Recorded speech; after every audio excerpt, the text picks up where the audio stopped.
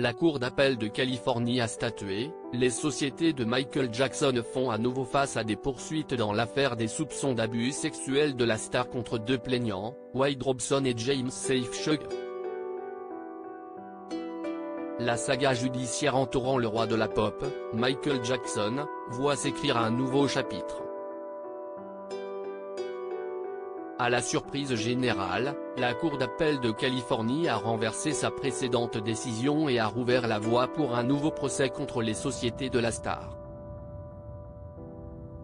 En effet, en 2020 et 2021, un juge avait estimé que ces sociétés n'avaient pas de responsabilité de protéger les plaignants, Wade Robson et James Safe Shug.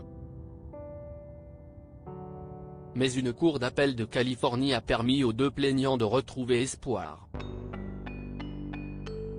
En effet, les deux hommes, actuellement dans la quarantaine, assurent que Michael Jackson les a agressés sexuellement lors de leur séjour à Neverland à la fin des années 1980 et au début des années 1990. Leur histoire a été largement médiatisée suite à la diffusion du documentaire de 2019 diffusé sur HBO, Living Neverland. À l'époque, la famille Jackson avait fermement réfuté ces allégations, qualifiant le documentaire de lynchage public. Aujourd'hui, un nouveau procès pourrait donc être imminent. Un long combat judiciaire. La trajectoire des poursuites a été tumultueuse. Alors que le juge n'était pas de leur côté il y a 2 ans, ce 18 août 2023, tout a changé.